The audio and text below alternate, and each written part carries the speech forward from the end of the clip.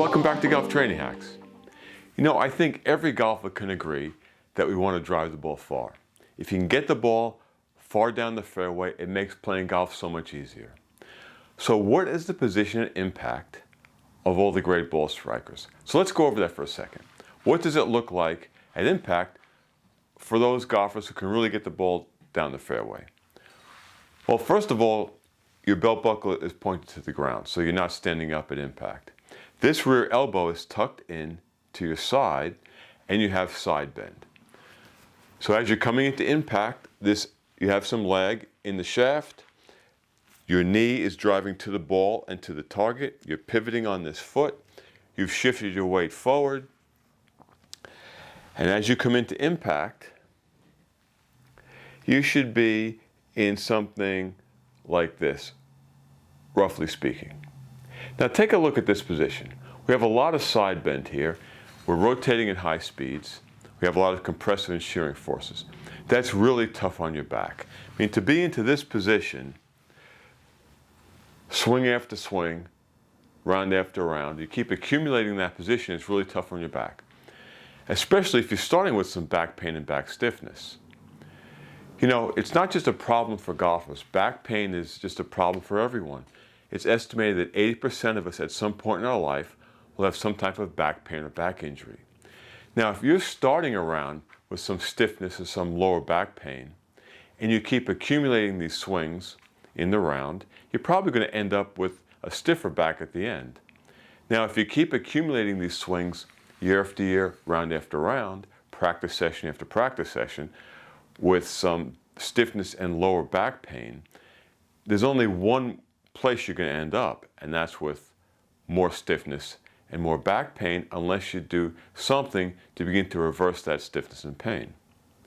So it's really important that we try to reduce the pain and stiffness in our back, and especially our lower back, because let's face it, nobody improves their golf swing with back pain. It's really tough to get that fluid athletic swing. It's really tough to get into this nice impact position when your back hurts or when it's stiff. So in this video, we're going to help you work on reducing some of the stiffness in your lower back. So let's get started. So one thing we want to avoid in our golf swing and in life is back pain. Because if you've had back issues and back pain, you know how debilitating it can be, and you certainly can't swing a golf club correctly and get that easy, fluid swing with back pain. So in this video, we're going to work on some soft tissue techniques that will help you reduce some of the stiffness and tightness in your lower back. Now, I'm not talking about issues of true injuries now. I'm talking about trying to get ahead of it before those real injuries start.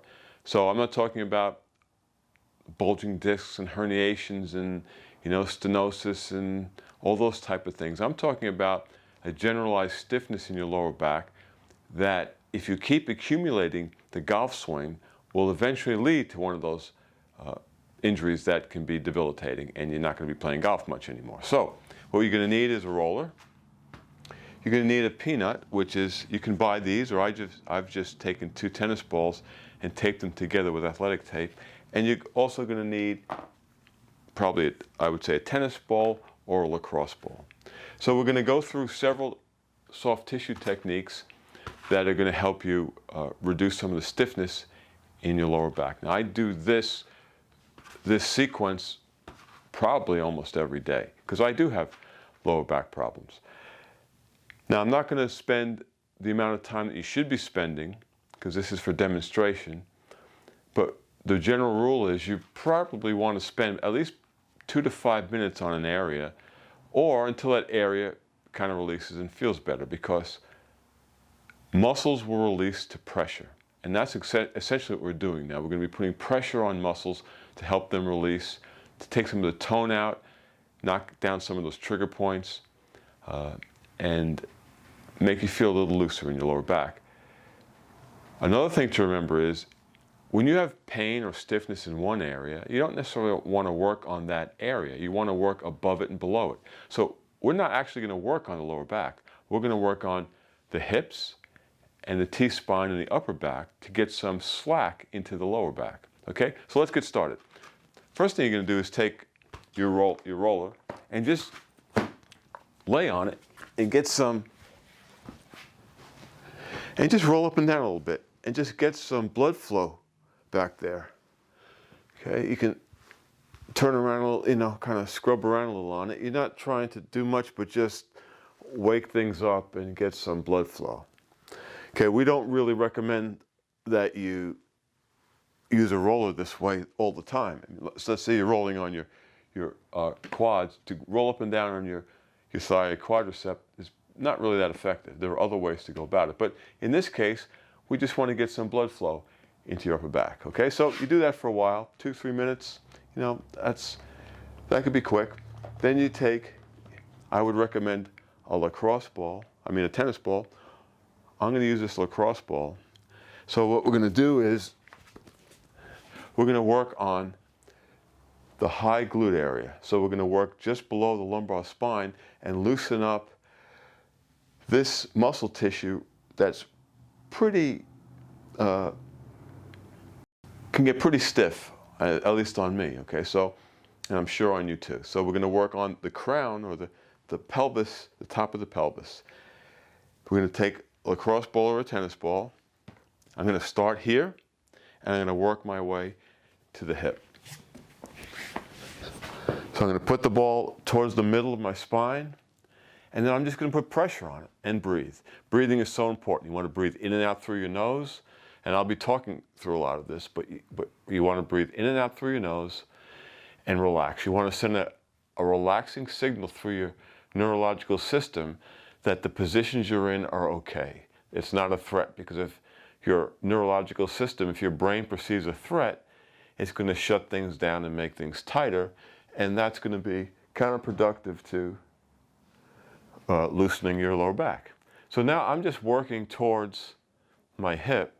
Now let's say I find something. Okay, so there's a spot. Now I'm just going to either just stay on it and breathe, just let the weight of your body sink into that trigger point or stiff area. Take a deep breath in and release. And you should try to make your release of your breath roughly twice as long as your inhale. Stay on that for a while. Now I'm going actually out towards my hip more. And now what I'm doing is sinking that ball into that high glute area and scrunching up the tissue, the muscle tissue behind the ball, trying to push it back towards my spine, if you can kind of picture that. So if this is the muscle tissue, I am trying to grab that muscle tissue and kind of squeeze it back towards my spine. So I'm pushing this muscle tissue this way, back towards the spine. So I find a spot, I'll sink into it, and I'm driving my hips to the ground, and I'm pushing the muscle tissue back that way. Take a deep breath in and release twice as long. So that's working the high glute area. If it's too painful, you use your arms and your legs to release the pressure. If you can put more pressure on it, you can just let the weight of your body sink into it, or you can change the position of your leg, bring this up, take this foot off the ground. You know, you can find ways to get more pressure in there. Okay, so that's one. So you want to work just below the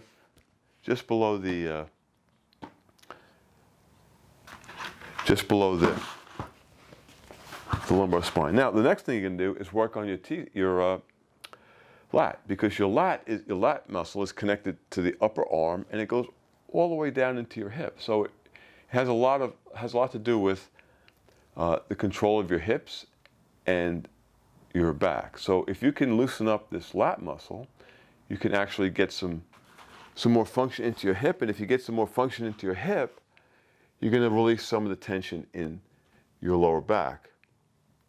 Because a lot of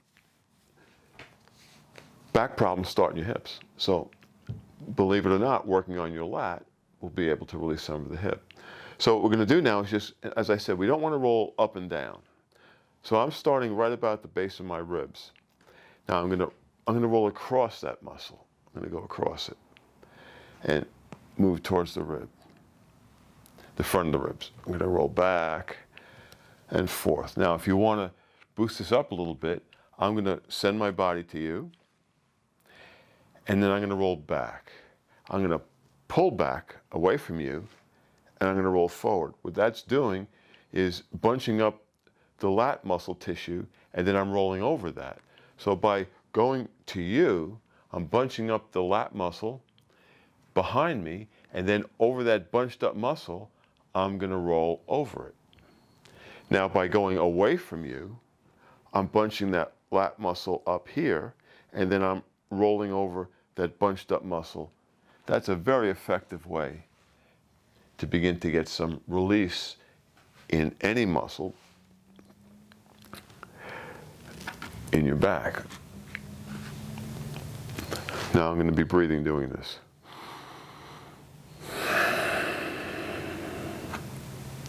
In and out through your nose. So if you find a spot, you can stay on it. Once you find that you've got some release there, you can move all the way up, just about into the armpit, and do the same thing. You can also go back and forth across it, just like this, just moving back and forth to get some release. Now I'm back at that lower rib area. You can also contract and relax. So if you have, let's say that's a trigger point, I have some stiffness, you put your arm overhead, or you can leave it here, and you're going to contract. Let's say take a deep breath in, contract for 4 seconds, 1 1,000, 2 1,000, 3 1,000, 4 1,000, and release. Contract. 1 1,000, 2 1,000, 3 1,000, 4 1,000, and release.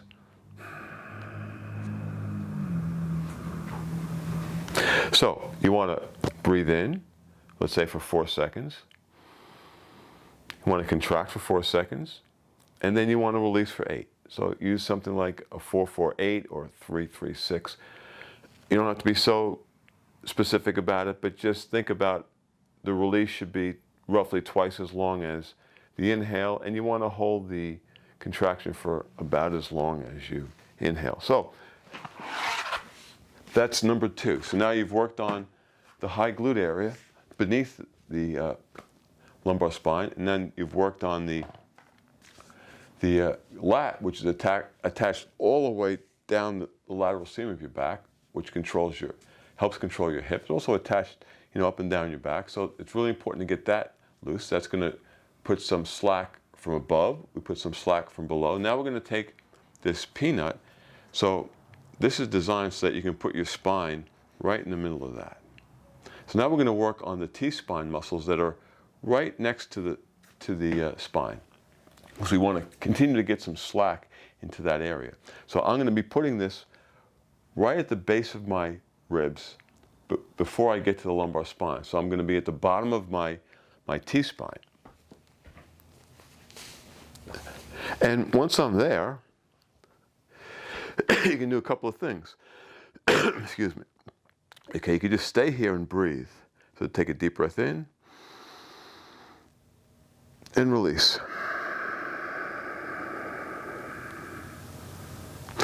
Now, if you feel that might be very tender for some people. Now, if you feel that you can just kind of lever over this and just take a deep breath in and release.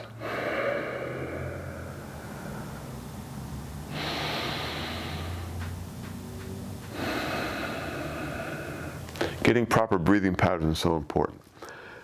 You can also raise your hips. Now there's going to be a lot of pressure on that, so you got to be careful. This may be kind of painful, so you don't want to be in too much pain. This should be relatively relaxing and feel good. So if that's all you can do, if you can just stay on it like this, that's fine. If you can do more, if you can raise your hips and do a little crunch, take a deep breath in, press into that peanut. 1, 2, 3, 4, and release. And you can also rock back and forth, side to side on it, and kind of get some movement in that. And you can roll up to another spot. Same procedure. You can breathe there. You can lever over it. You can put some more pressure in it and press into it and breathe and come back down.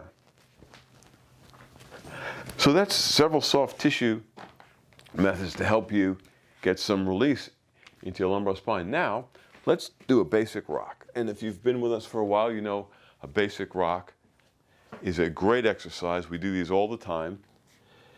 And this is going to help you get some release into your hips and your lower back. So a basic rock is this. You're going to look through your legs, and then you're going to look up. Look down, and look up, and breathe. Now, if you can't get there, if that's all you can get to, that's okay. You go to where you can. So you don't have to get down here. Just get some easy movement. And once you do that, if you feel like you can, this is not a bad thing to do either. So you just can take some deep breaths into this position. Breathe into your back.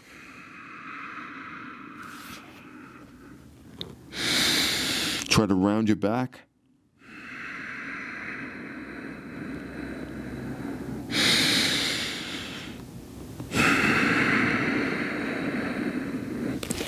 That's a great thing to get some release. Now, you can also do this. Again, breathing is so important. You want to be really breathing deep diaphragmatic breaths through all of this. Now what I'm doing is I'm going to take a deep breath in. 3 deep breathing, so I'm going to expand my ribs from the front to the back. Deep breath in. Now as I'm breathing in, my lumbar spine is rising off the mat. So it's rising, it's going into extension. Now when I release,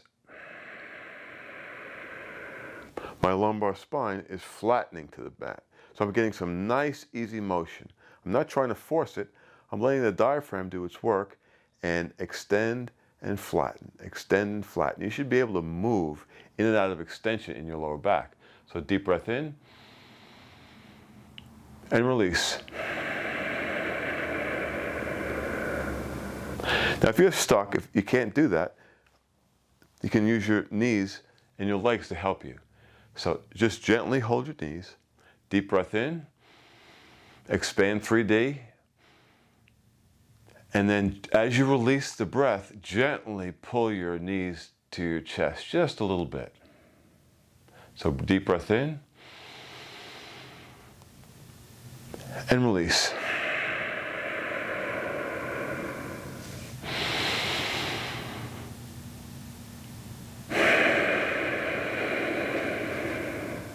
And you're not pulling hard, you're still trying to let your diaphragm do the work. So, some soft tissue release techniques, a little rocking, and some breathing with some movement in your lower back, some gentle, non-threatening movement is a great way to release some of the tension in your lower back, get some of that stiffness out of there so we can avoid those real back injuries, those serious back injuries in the future, and we can keep playing golf like we want to. If you found that helpful, give us a thumbs up and subscribe to the channel. We'd really appreciate it. And don't forget to check out other videos on the channel to help you improve your movement quality, improve your golf swing, and keep that useful fluid swing while staying injury-free.